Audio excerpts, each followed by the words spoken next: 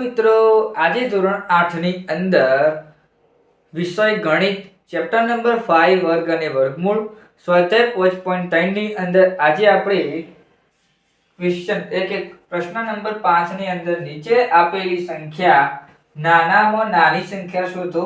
ગુણવાથી મળતી સંખ્યા પૂર્ણ વર્ગ હોય. પૂર્ણ વર્ગ સંખ્યાનું વર્ગમૂળ શોધો. હવે આ શું કહેવા માંગે છે હું સમજાવું. આવતા વિડિયોને ગયા વિડિયોની અંદર આપણે શું જોયું હતું? ગયા બે વિડિયોની અંદર આપણે જોયા હતા એક્ઝામ્પલ કયા જોયા હતા? વર્ગમૂળ શોધો વાળા જોયા હતા. આના અંદર પણ વર્ગમૂળ શોધવાનું છે. પહેલા શું હતું? પૂર્ણ વર્ગ સંખ્યા પહેલાથી આપેલી હતી. અહીંમાં આપણે વર્ગમૂળ શોધતા હતા. બે ની જોડી નથી બનતી. બે ની જોડી હે ને એ પૂર્ણ વર્ગ સંખ્યા હતી એટલે આપણે વર્ગમૂળ શોધતા હતા સરળતાથી. હવે આમાં વર્ગમૂળ આપેલું હશે ખરું, શોધવાનું તો ખરું, પણ પૂર્ણ વર્ગ સંખ્યા આપેલી નહીં હોય. પૂર્ણ વર્ગ સંખ્યા નહીં આપેલી હોય એને પૂર્ણ વર્ગ સંખ્યા બનાવવાની, પછી એનું વર્ગમૂળ શોધવાનું થશે. તો આ એક્ઝામ્પલ તરીકે આપણે લીધો 252. હવે 252 નો આપણે પૂર્ણ વર્ગ સંખ્યા બનાવવાની, અવયવ પાડવાના, પહેલા અવયવ પાડવાના, પછી પૂર્ણ વર્ગ સંખ્યા બનાવવાની, પછી પૂર્ણ વર્ગ સંખ્યા બનાવી પછી વર્ગમૂળ શોધવાનું. હવે આપણે પૂર્ણ વર્ગ સંખ્યા એને બનાવીશું, પછી આપણે દાખલો ગણીશું. જેમ કે 252 ના આપણે આવી રીતે અવયવ પાડી દીધા છે. 126 દુ 252, 63 દુ 126, 21 તરી 63, 7 તરી 21 અને 1 સીટ્યું 7. આવી રીતે એક્ઝામ્પલ આપેલું છે. સૌપ્રથમ આપણે અવયવ પહેલા આપણે લખી દઈએ. તો આપણે સમજવાનું 2 ગુણ્યા 2, 3 ગુણ્યા 3 ગુણ્યા 7. હવે આપણે આવી રીતે તો લખી દીધું. બે જોડે થઈ જાય છે, જોઈ લઈએ. 2 વાની 2 વાની, આ તો એક જ હતી. હવે આ જે છે આ જ છે. પૂર્ણાંક સંખ્યા ના ગયા. પૂર્ણાંક સંખ્યા કોને કહેવાય? બે ની જોડી કમ્પ્લીટ બનતી હોય એનો સ્ક્વેર જતો હોય એની પૂર્ણાંક સંખ્યા કહેવાય. આની પૂર્ણાંક સંખ્યા આપણે બનાવીશું કઈ રીતે? તો 7 એ આપણે શું કહેવાય? 7 એ અવિભાજ્ય 7 એ અવિભાજ્ય અવયવ જોડી બનતી નથી એવું કહી શકાય. લખવાની જરૂર નથી, સમજવાની જરૂર છે કે અવિભાજ્ય અવયવ 7 ની જોડી બનતી નથી એમ પણ કહી શકાય. 7 ની જોડી બનતી નથી એવું લખી દીધું. હવે આપણે શું 7 ની જોડી બનાવીશું? તો આપણે લખી દઈએ 7 માં 252, 2 ગુણ્યા 2 ગુણ્યા 3 ગુણ્યા 3 ગુણ્યા 7. આવું કૌંસમાં લઈ લઈએ, એડ કરી દઈએ 7. જેની બનાવવાની એની એડ કરી દઈશું. સૌથી નાનામાં નાની સંખ્યા આપણે એડ કરી કહેવાય.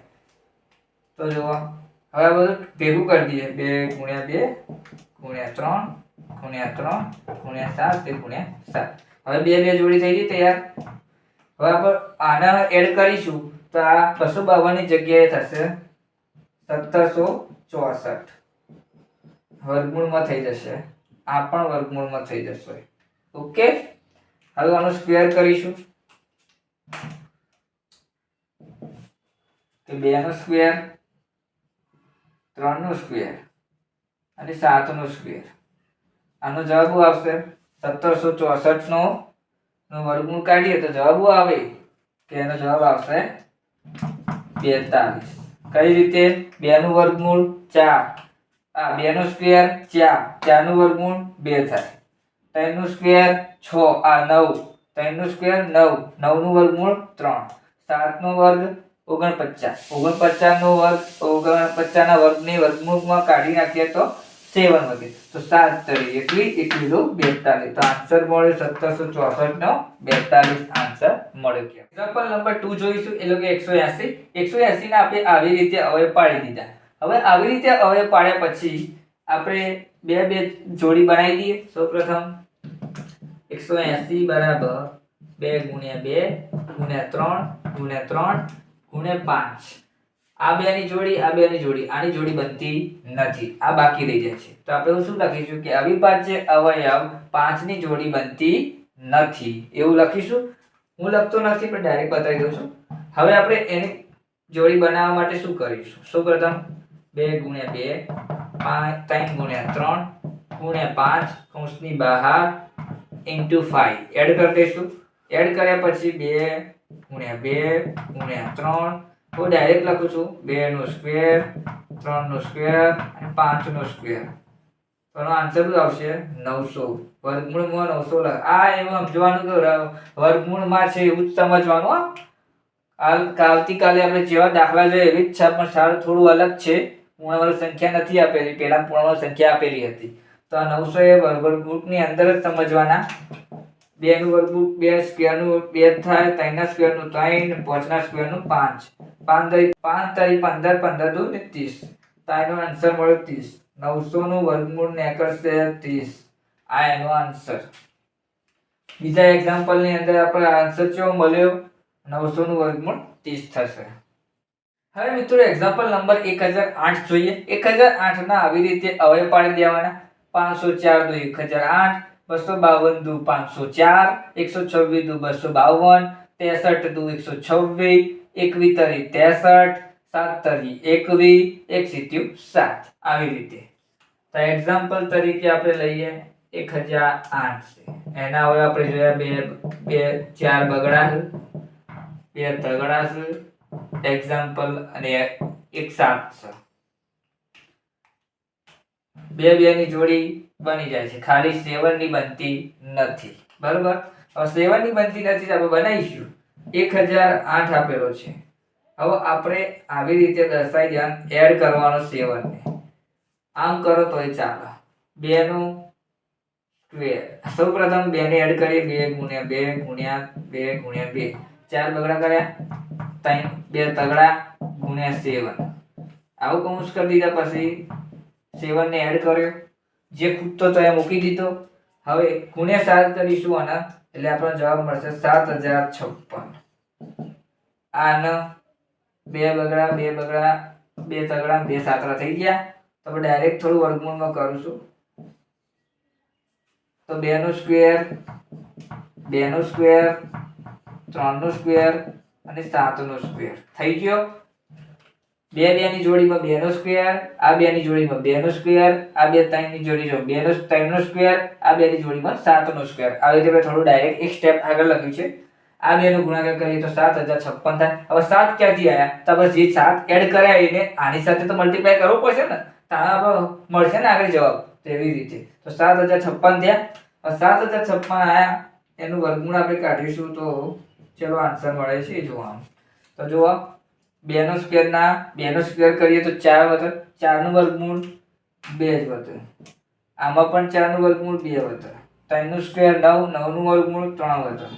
7 ના સ્ક્વેર માં 49, 49 માં 7 વર્ગમૂળ કાઢીએ તો 7 વધે. તો આન્સર મળ્યો 7 તરી 21, 21 દુ 42, 42 દુ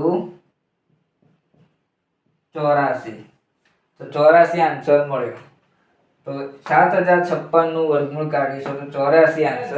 એક્ઝામ્પલ નંબર આપણે ચોથું જોઈએ. 2028 આપેલા. 2028 ના આવી રીતે અવયવ પાડી દેવાના. 1014 દુ 2028, 507 દુ 1014, 169 તરી 507, 13 ગુણ્યા 13, 13 મલ્ટીપ્લાય કરશો તો 169 મળશે અને 13 એકા 13. એવી રીતે હવે પાડી દઈએ 2028. હવે પાડીશું 2 ગુણ્યા 2 ગુણ્યા 3 ગુણ્યા 13 ગુણ્યા 13. 2 ની જોડી વધ્યા 3. એવું જરૂરી નહીં કે છેલ્લા જ હોય તેની જોડી ના બને, એવું કશું ના હોય. આવી રીતે જોડી નથી બનતી.